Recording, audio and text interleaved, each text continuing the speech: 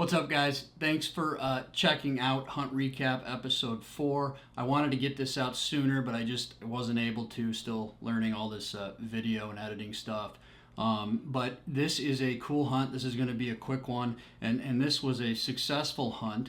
My buddy Andrew Berlin and I went out to one of our hill country areas in early season last year, and we had just a phenomenal time exploring this new property.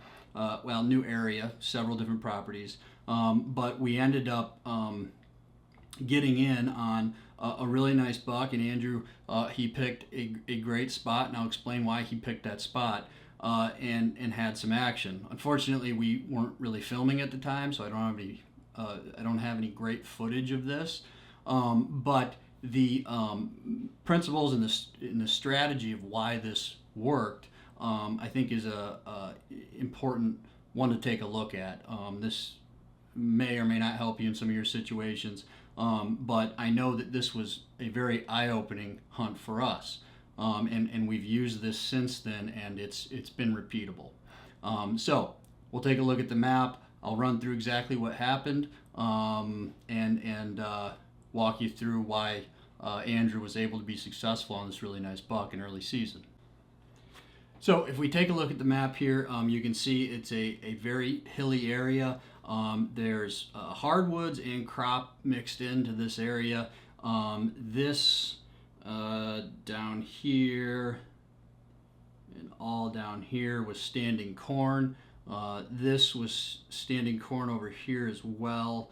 And then you can see we have these really nice pines mixed in. We love to focus on pine areas. It gives the deer some really good cover, and we flat out just see a lot of deer activity in and around pines. So we focus on those a lot, especially in hill country. So for this hunt, like I said, it was early season, and so we were very much so focused on bed to food movement.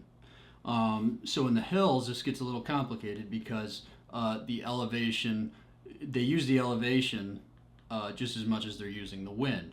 So in the evening, when you have thermals dropping, these deer are using that to their advantage, just like they would come out of their bed or approach a feeding area downwind.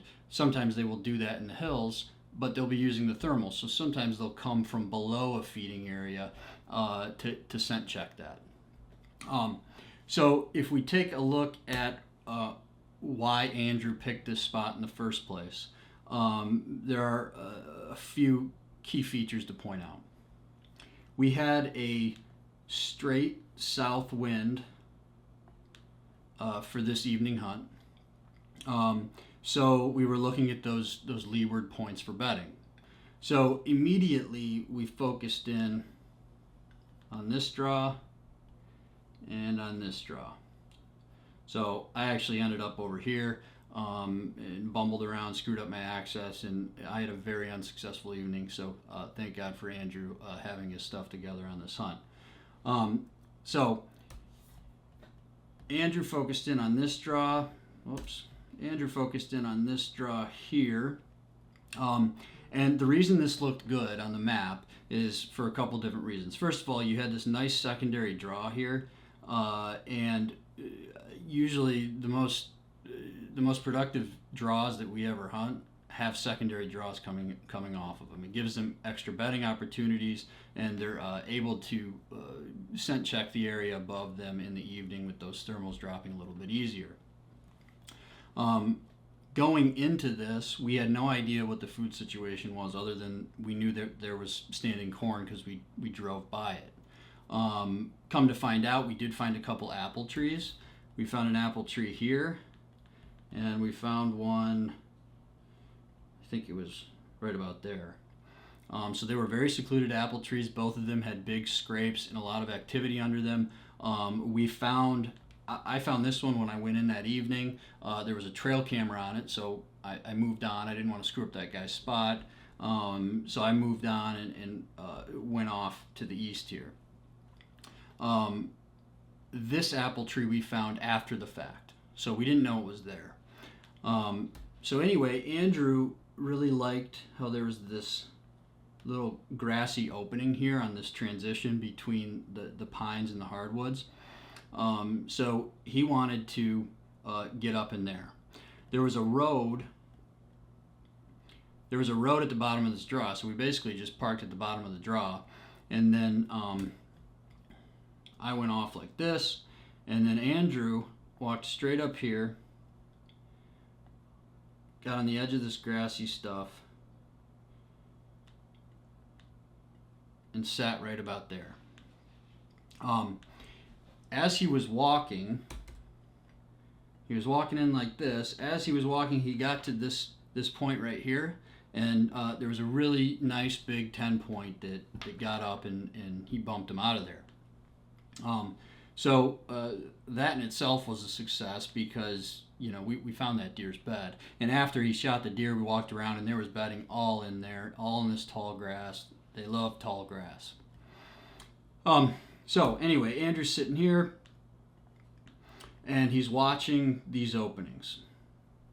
And at this point, we're hoping that, at least he was hoping, that something was going to drop down off of these pines and either go feed this way or come by him and move off into the pines or move off this way.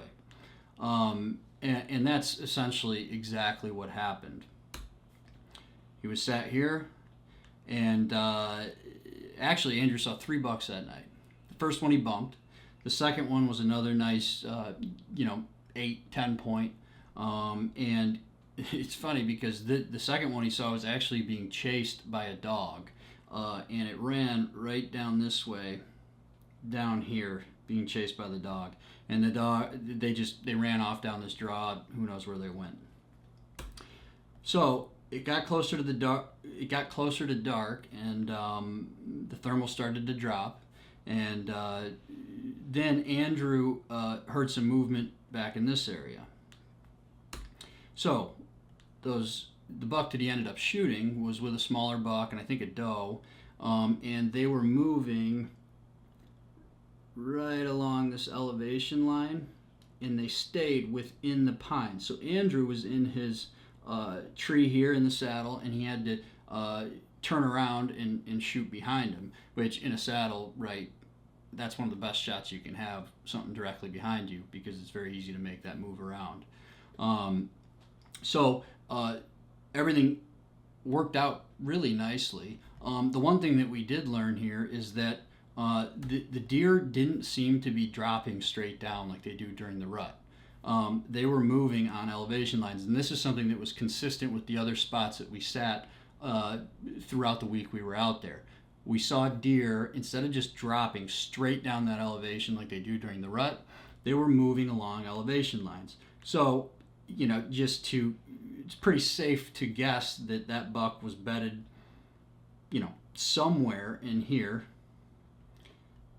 with the wind going over his back with a south wind.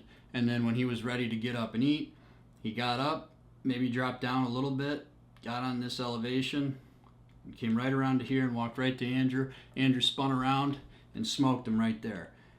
Andrew made an incredible shot. The deer was dead 20 yards in front of him. It was awesome. So he did a great job there. He did a great job with the setup. He picked this spot, and he did everything perfect, and it showed. So that pretty much sums up this hunt. I wanted to keep this one short. It's pretty straightforward, but early season has always been a challenge for us. So having success like this was pretty eye-opening, and we learned a lot. If there's anything to take away from this, I think at least the couple things that I'm going to take away from this hunt is earlier in the season, they may not be dropping straight down to the bottoms like they may do in the rut to try and catch the doe bedding above them. They seemed, at least in this area, to be using higher elevation lines to travel to food. They weren't way up on the top. They were on that upper third elevation line, which you hear about all the time. So we confirmed that it worked. That was great. The other thing that we learned was these deer were absolutely hammering autumn olive. So autumn olive is just a little bushy plant, and it has these little red berries on it.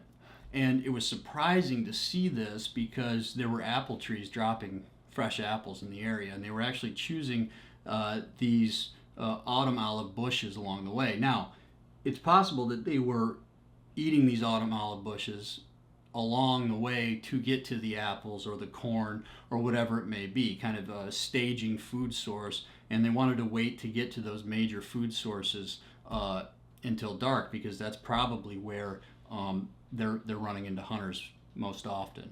So, point number 2 to take away from this is sometimes you got to get a little bit, you got to take a step back from the end destination for these deer and catch them earlier in their night process, because we all know that the big bucks they're nocturnal a lot of the time, and at least on those main food sources. I mean, we see it on our trail cameras all the time. The big bucks are out there at night. So if you can catch them a little bit earlier in the process, it can be beneficial, and that's exactly what Andrew did here.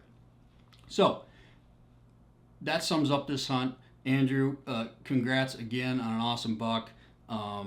He played it perfectly, so that was really, really cool to see. If you have any questions on this, leave a comment. We'll answer them. I can get questions to Andrew too. He can answer them. Anyway, that's all I got for you. Thanks for watching, and we'll talk to you soon.